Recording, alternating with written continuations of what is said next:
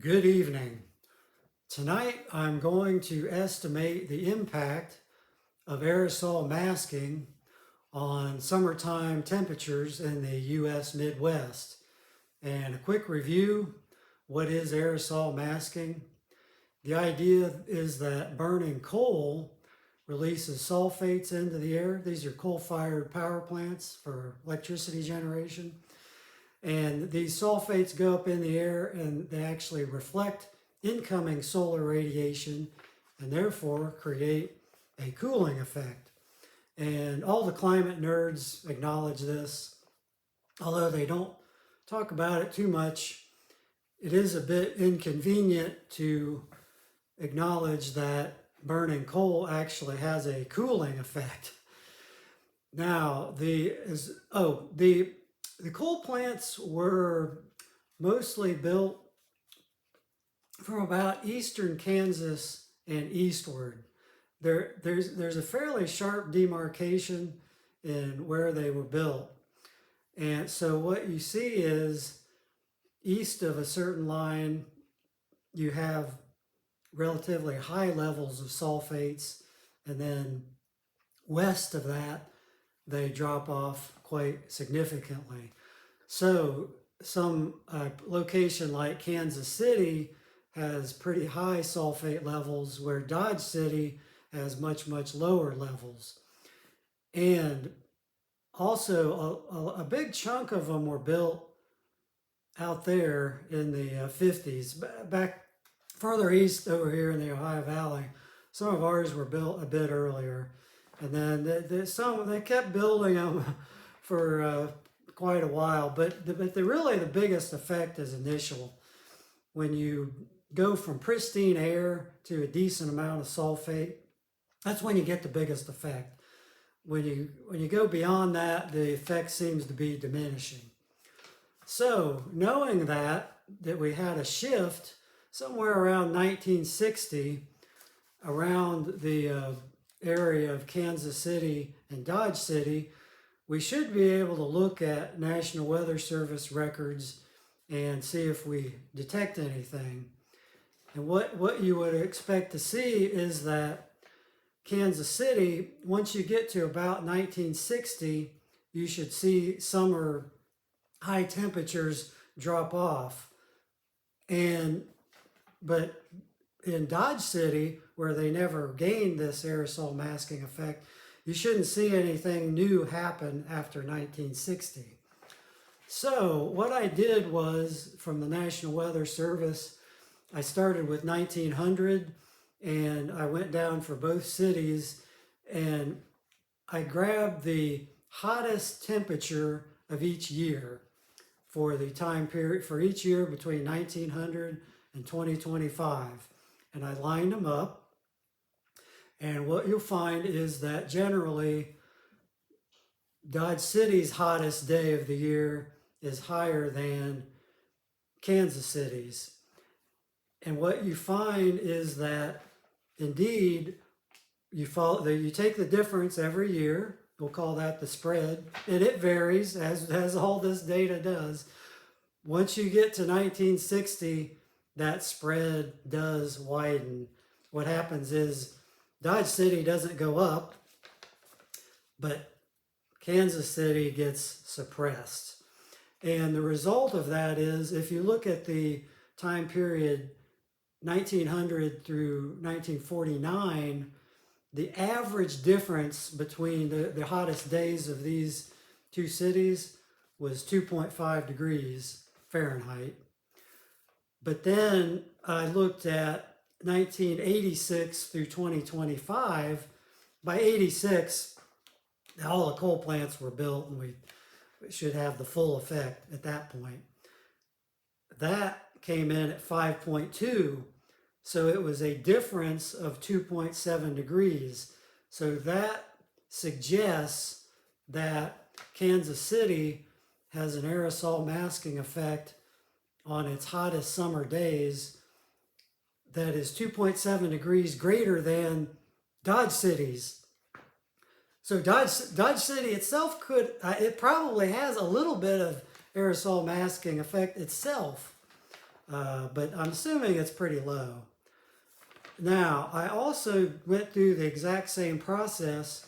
This time I compared Sioux City, that's out on the western border of Iowa, and I compared that to Valentine, Nebraska, which is out out it's in the western half of Nebraska. The result this time was a 4-degree suggested aerosol masking effect for Sioux City. So remember, Kansas City was estimated 2.7. So we're in the same ballpark. There are other ways you can try to estimate the aerosol masking effect.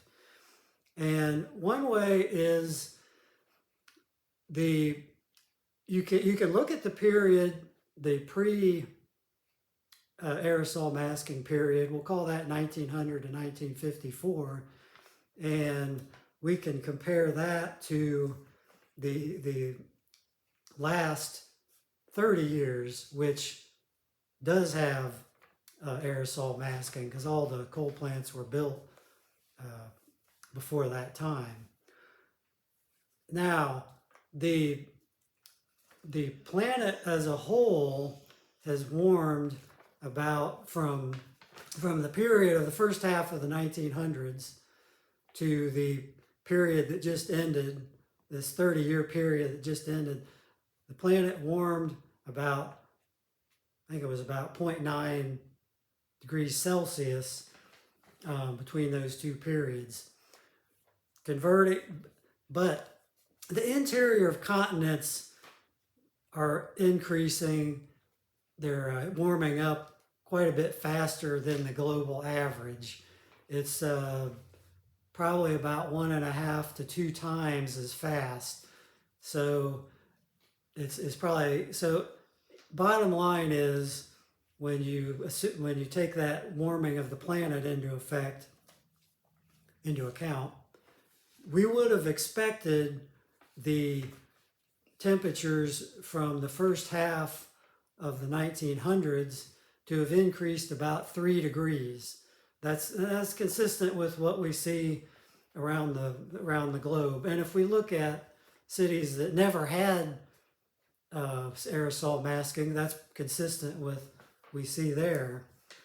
So what I did here was for Kansas City from 1900 to 1954, on average, for that 55 years, the hottest summer day was 101 degrees. So we assume that had nothing happened, there had not been this aerosol masking come to Kansas City, we would have expected by 1996 through 2025, we would have expected things to warm up about 3 degrees.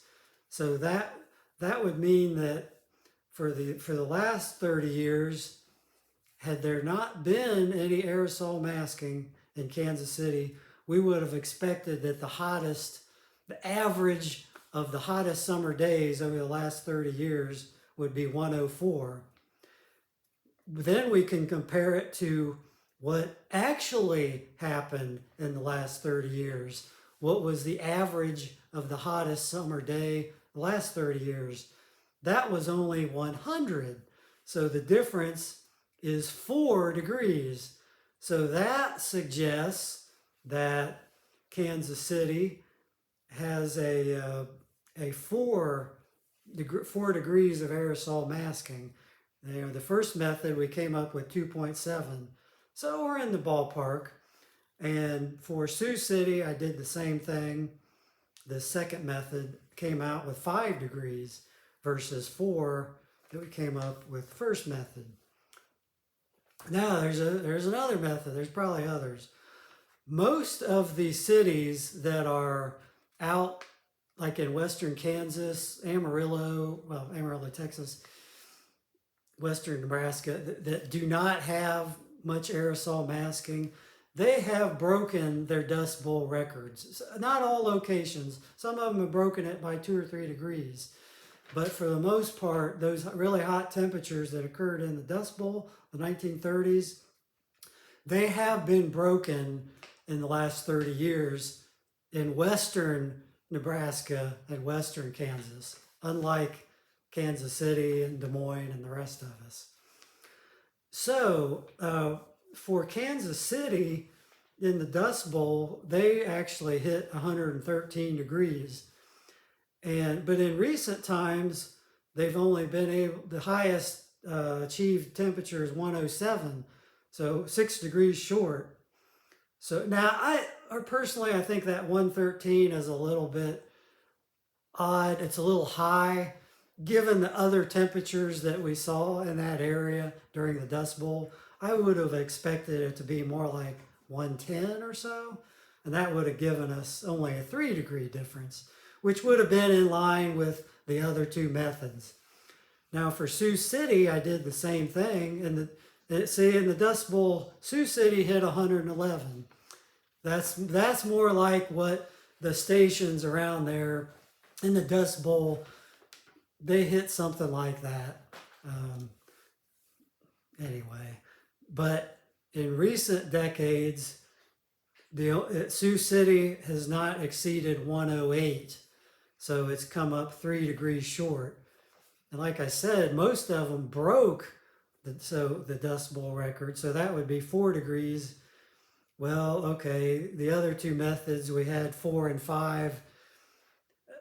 All this mashed together, we're getting a number in that 3 to 4-ish neighborhood is what it looks like. Using all these methods, they're not that far apart from each other.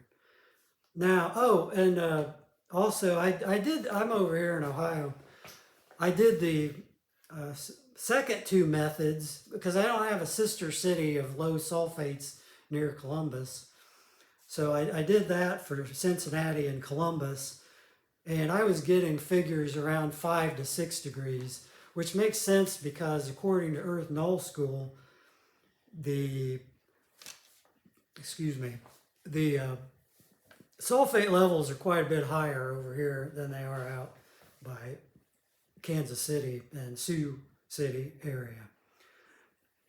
Oh, one thing I wanted to say, from looking through all this data, it's not just the Dust Bowl that was hot. Everybody thinks that was just so anomalously hot. But there was a lot of hot weather even before that, and then after it in the 40s and early 50s, before the coal plants got built, and then the hot weather over here where we have high sulfate levels, it really did drop off. And this also aligns with the first video I did on the intro where I did comparisons. And we saw a pretty striking contrast between high sulfate areas and low sulfate areas. You can draw your own conclusions, but if we do not have the sulfates, expect much hotter summers in the Midwest. It's not, now one other thing, it's weird, but the effect is biggest when the days are the hottest. It just works out that this aerosol masking doesn't have much impact on the cooler days. It doesn't have much impact in the winter at all. So, but nonetheless, you can draw your own conclusions.